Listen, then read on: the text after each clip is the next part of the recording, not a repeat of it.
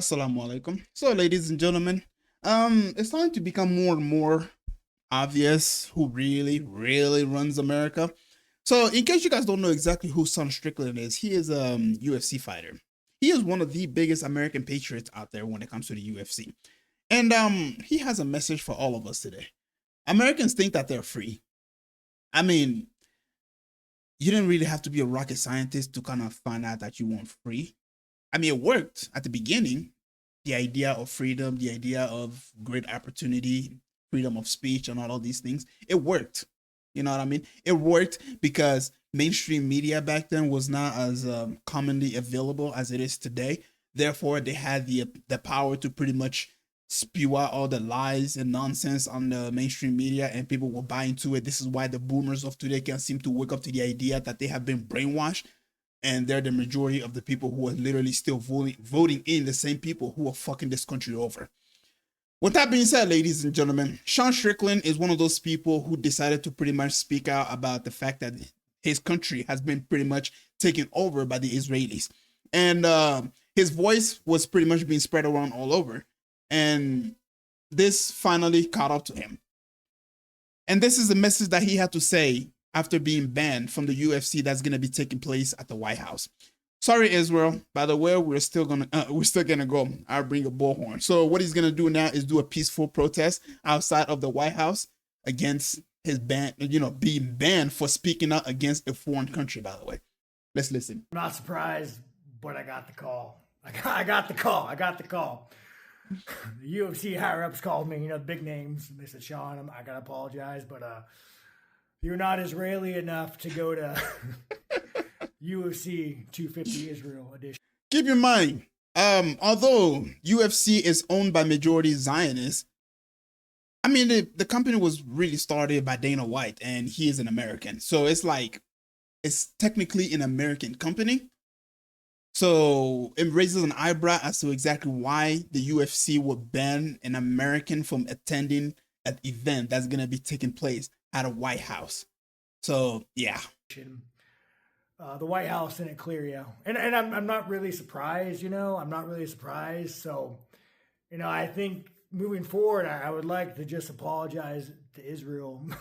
I'd like to say I'm sorry, I'd like to apologize to Trump. And I just want to prove that I'm Israeli enough for you guys. Like, for instance, whenever the list disappeared and Trump goes out there and says to everybody that he can't really go into it because people that by association will get prosecuted and their names will be tarnished. I want to apologize because, I don't want them to be prosecuted. Or, when Trump goes and bombs the fuck out of Iran that no Americans agree with, that cost Americans $5,000 to $15,000 to go fight Israel's war. I want to apologize. Keep in mind, ladies and gentlemen, this exact talking point right here is what got Charlie Kirk assassinated. He was against the Iran war from the beginning.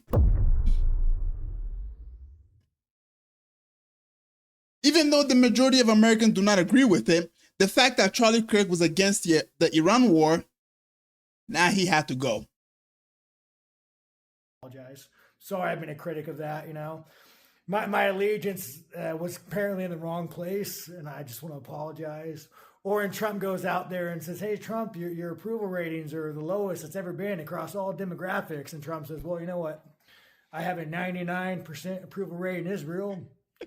I want to apologize and I want to repent. Imagine if you said China. Oh my God. I want to repent, Apparently I'm not American enough to go to Freedom 250, but I still got my ticket. So maybe we'll just go, I'll bring the bell and we'll just stand outside the gate and we'll just let them know what we really think about Trump and Israel, So yeah, ladies and gentlemen, he is an American-born U.S. citizen, by the way, and he got banned from going to an event that is taking place at the White House. I mean, you can't make this shit up. Let's listen to some of the, his take. What have we been hearing for the last year and a half? We've been seeing on the internet, on the interwebs, on the X, from CNN, from all the media, we've been seeing dead little brown kids being pulled out of fucking buildings. Every time I go on the news, I see Israeli bombs a hospital. Here's a dead little Palestinian girl before she wears a fucking hijab. And like, it's the only time you can see her face, dude, but it's real fucking sad. Like, you can't be a human being and turn the news on and see these dead fucking kids missing limbs and not feel anger. Well, goddamn, I don't want little fucking brown kids to die anymore. I want that to stop. The American military is giving Israelis bombs to bomb little fucking brown kids in hospitals. Like, if you had a button right now and you could stop giving bombs to Israel, would you? To kill little brown kids? Naturally, yes. And you and every other American would. But it doesn't stop. So yeah, ladies and gents, these are the talking points that pretty much got him banned from going to the UFC. And here's Smile to Jannah here. This is what he says. Sean Strickland has trashed Islam, LGBTQ, and other races. UFC had no problem with it. He criticizes Israel, banned from going to the White House UFC 250.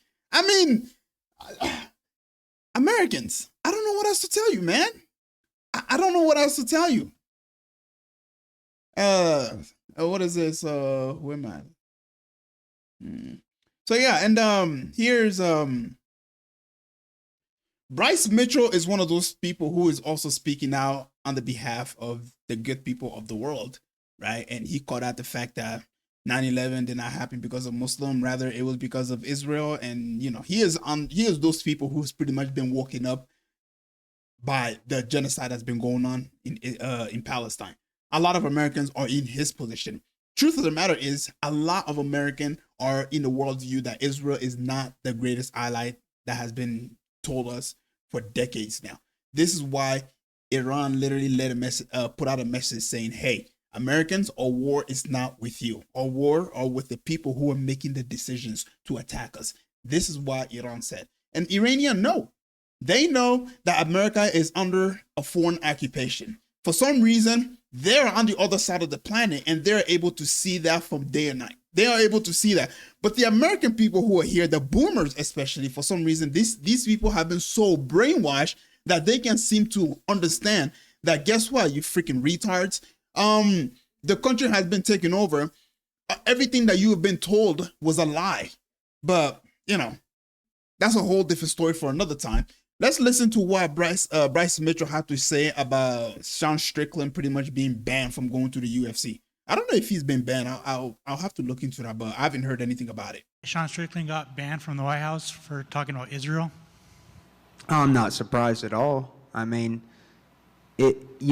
freedom of speech is what really makes this country great. And when you can't criticize a foreign nation, come on, man. We ought to be able to criticize our own nation, let alone a foreign nation. In fact, that's the only nation you're not allowed to criticize. So something's going to change because evil. A wise man once said that if you want to know who rules over you, just look at the people that you cannot criticize. And that has become more and more obvious as time goes on. Whenever Donald Trump tried to back out of the war with Iran, you got people like Ben Gvir coming on mainstream media, of their mainstream media, of course. They don't come on, the US, CNN, Fox News and say this because they know they will get a lot of backlash because a bunch of morons don't really look outside. Rather, they only go to the CNN over here. But Ben Gvir is a person who decided to come on their mainstream media and explicitly told the Israelis, his people, that if Donald Trump tried to sign a peace deal with Iran, we will make sure it doesn't happen.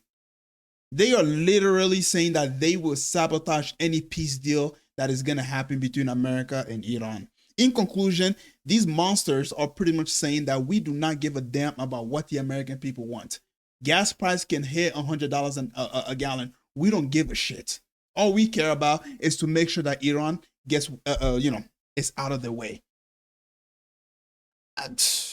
I mean, these are the people who rule over us. And guess what? The war has kicked back up again because Iran said that if Lebanon gets attacked, especially the capital, guess what? They're going to attack Israel. And Israeli decided to attack the capital. And therefore, the war has now resumed. But Good news is, I'm just gonna say allegedly, because to be honest with you, I don't believe anything that comes out of the mouth of Donald Trump. He said that he told Benjamin Netanyahu that if he enters this war again, that he's not gonna go and help out Benjamin Netanyahu. Again, I don't believe anything that comes out of this guy's mouth. I'm gonna be honest with you. I really, really don't believe it. I don't.